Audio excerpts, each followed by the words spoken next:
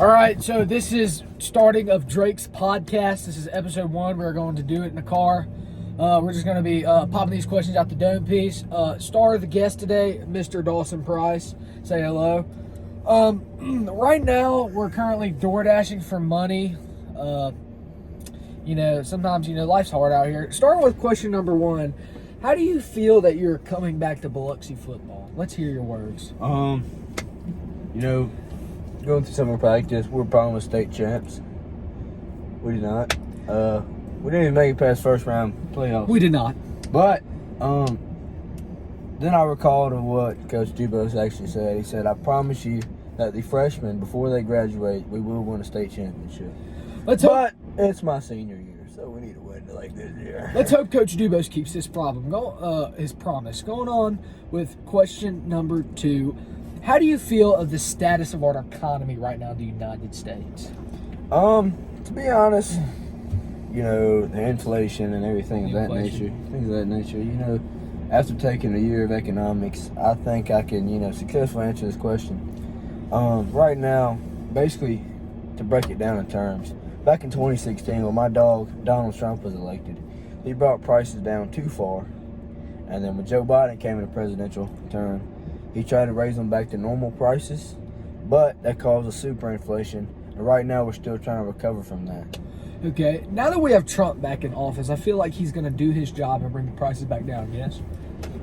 Maybe. Maybe. Okay, going on to question 3. Let's just throw this one out the gate. What do we think about the best time in your life to have the most fun? What do you think would be the best time? Like, what was the best moment I've had, fun-wise? Fun-wise. And how old were you, and what was it? I was probably 5 years old, maybe 6. I was riding my bicycle, and before I left the house, my father said, "Do not drive near the road." I do know the story. What was the first thing I did? Took my happy ass to the road, and by chance, there was a 18-wheeler coming along, and I swerved out the way, and I slid across that gravel probably 10 feet. And I got back home, thought everything was chill, hid in my room because I had scratches everywhere. And my dad got off work, and he beat the shit out of me. So on top of the scratches, you got even more of a beating. All right. But that was probably the funnest moment of my life, was that adrenaline rush of almost dying. Christmas season is in full effect, ladies and gentlemen. It is. And Christmas is in minus 8 days or so. So this question, what is the most thing you're thankful for, hence the Christmas season? What is the best part of the holiday of December? Honestly, the best part of Christmas is what we all miss on Christmas, and it's Jesus. Jesus is the reason for the season. Brother was born on Christmas Day. And I think that's a good thing to remember. But also, for all my older guys out there, socks. Socks and Jesus. I don't think none of us want to receive socks. It's not something we want, but at the end of the day, it's something we need. It's not something we want for Christmas, but a week later, you're like, damn, I'm glad I got those socks. Like a week later, you're going to be wearing those socks, and they're going to be washed, and you're going to have a good pair of socks. I'm one to love ugly Christmas sweaters. D. Price over here wore a banger to school, I have to say. Wore a banger Christmas sweater. What do you think is top tier Christmas movies? Going 1 to 3, rank them 1, 2, 3. Top tier Christmas movies. Number 3, I'm going to start off with the original Grinch. The Jim Carrey? Jim Carrey. Very Grinch. good one. Very good one. Number 2, I'll go with Elf.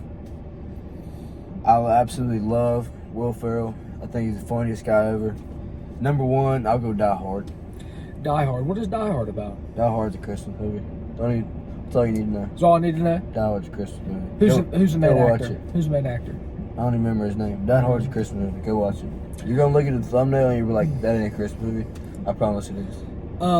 Not too long ago, I'm an LSU football fan.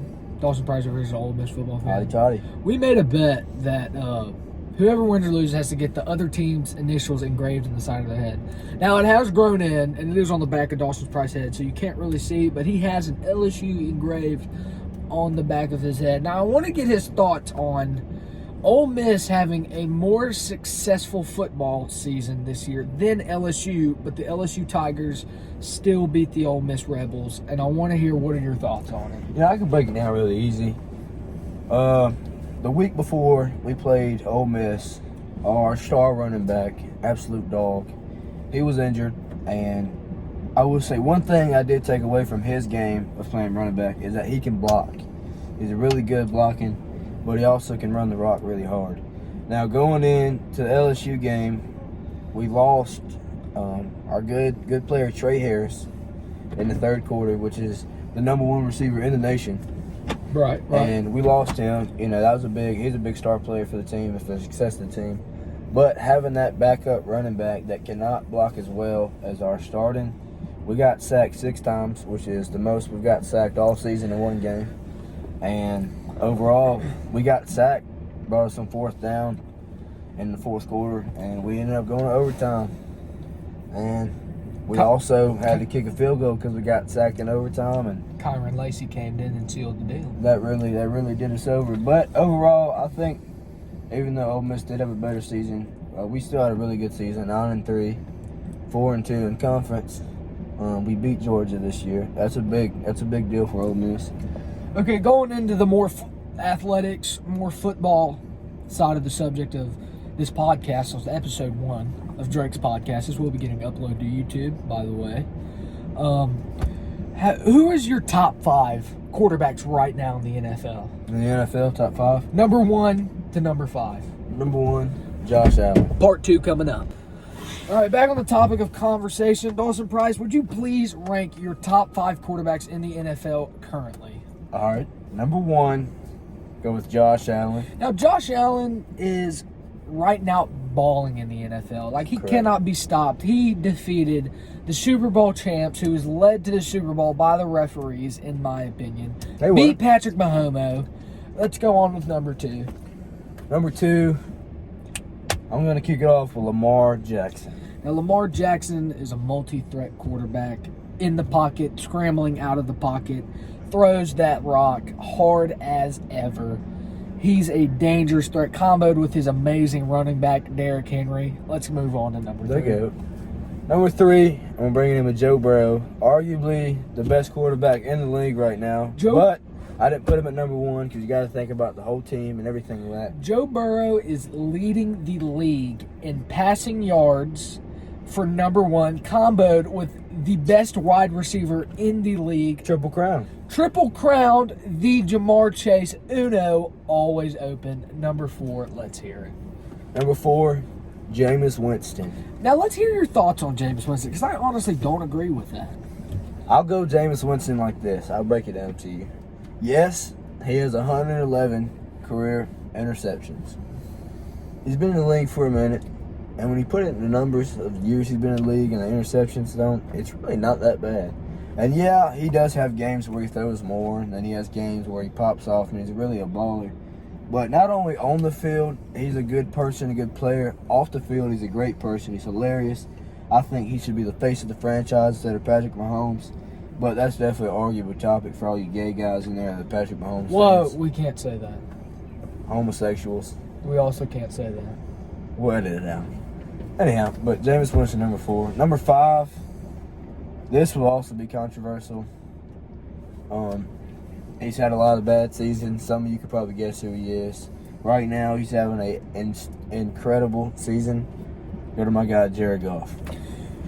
Now, Jared Goff right now is the white-skinned stud of the league right now. Other than my boy Joe Burski, Jared Goff is leading probably one of the most dominant teams we've ever seen in my life.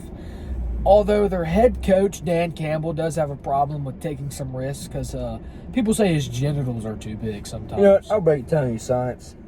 When somebody says Dan Campbell, the first thing that goes to mind is a bucket full of balls, a yardstick of dick, and enough hair on his ass to weave an Indian blanket. You heard it here just first, facts. folks. Jared Goff has some incredible weapons at his disposal. Amon-Ra St. Brown, also top 3 wide receivers in the league. With his running back, David Montgomery. Now, hold on. Look at it this way. The Lions have been historically known for for being a very average or bad team. Bad team. And coming on to a season, what are they, 10-2 right now?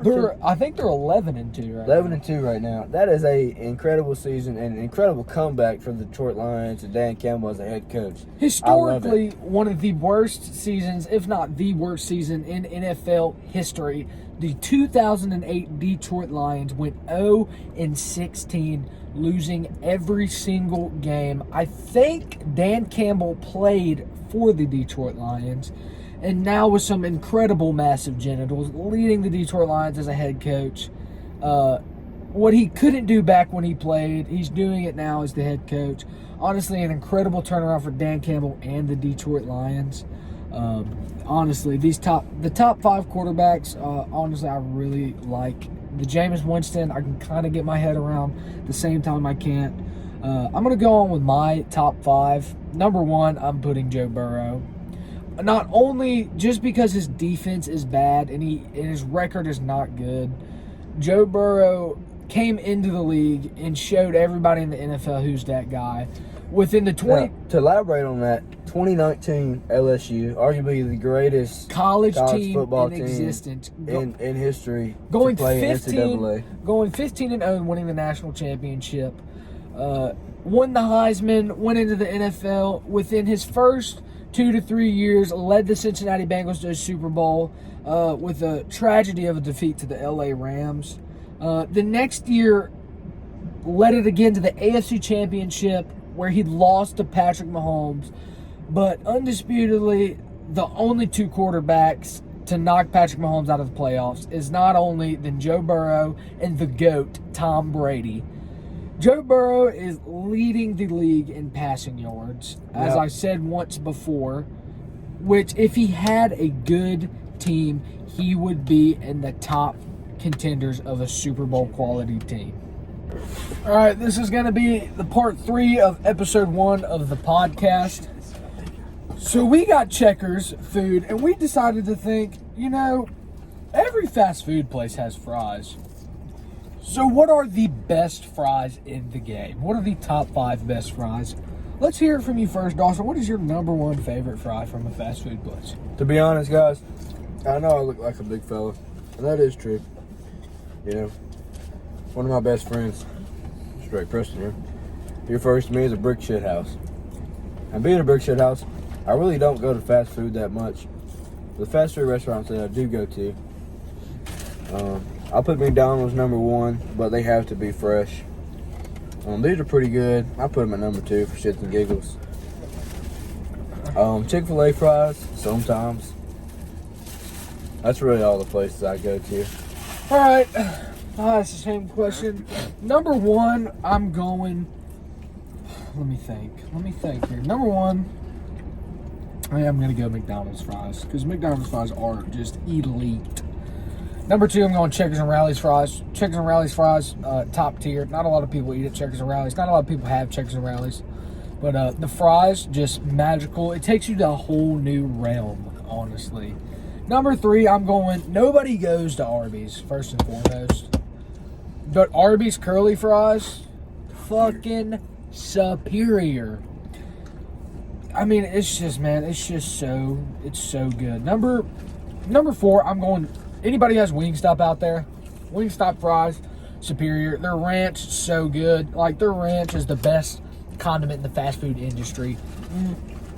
I know not a lot of y'all probably not had it, but it's so good. It's a southern restaurant. Their fries combo with it, it's just the greatest. Number 5, there's not really a place for number 5, just because I already named the top fries in the game. Y'all are forgetting one main one. Number 5,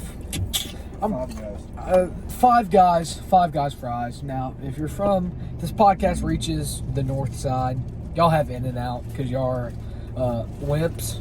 We have Five Guys like real men. Five Guys fries are really good. We got awards. Yeah,